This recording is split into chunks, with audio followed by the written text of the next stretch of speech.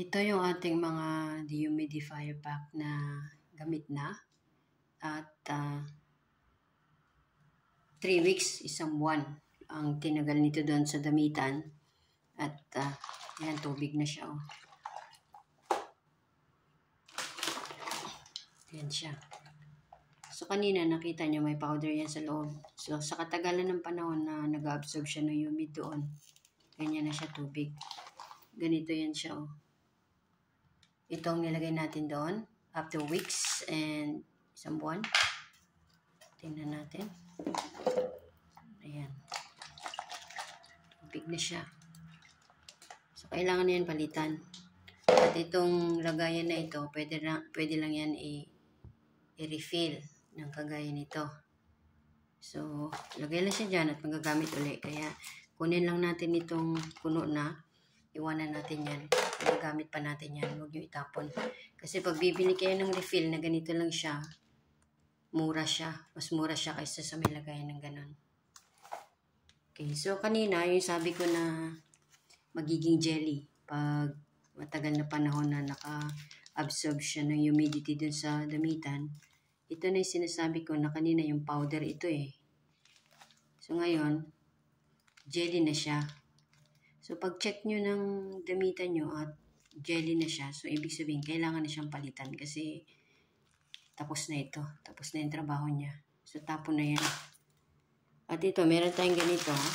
Meron din isang humidifier pack na bag na ganyan, humidifier bag na ganyan. So, nung umpisa, puro yan powder. Nung bago pa siya, puro powder, hindi pa siya nagamit. Ngayon, jelly na siya, oh. Jelly na siya ngayon. Galing ito sa loob.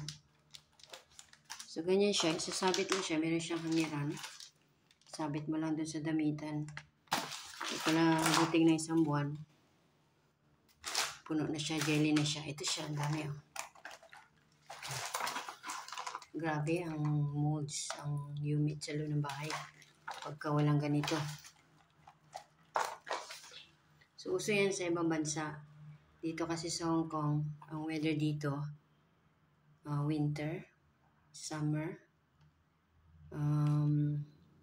Meron pa tayong isang weather dito na basa-basa, yung spring. Kapag spring, yan yung uso yung mga basa, yung mga sahig. Basta lang siya basa kung hindi mo alam kung saan siya galing. Pati yung mga wall, mga basa yung mga yan. So, kailangan talaga meron ganito sa loob ng bahay. Dahil dito sa Hong Kong, ang number 1 na problema dito ay humidity. So, tingnan nyo, ang dami oh. Ang dami. Tubig na oh. Ito, isa rin ito. Nakasabit lang din siya. Ihangin mo dun sa damitan.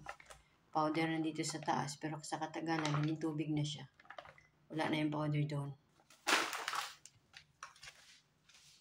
So, ang dami oh.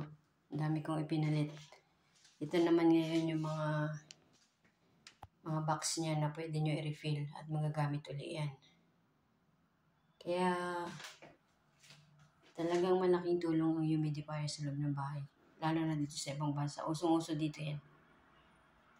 So, alam na natin, meron pa isa dito medyo worse. Oh. Tingnan nyo. Ito hanger din ito. Pero tingnan nyo. Yan ang ano niya. Yan ang resulta niya. Medyo maitim. Kasi siguro, I think charcoal ito. Let me see. I think charcoal ito siya. So, yung powder na nasa taas niya dito nung bago pa ay charcoal. Kaya, yan siya. May maitim sa loob. Tsaka tubig. So, tapon na yan. Wala na yan siya. Ito.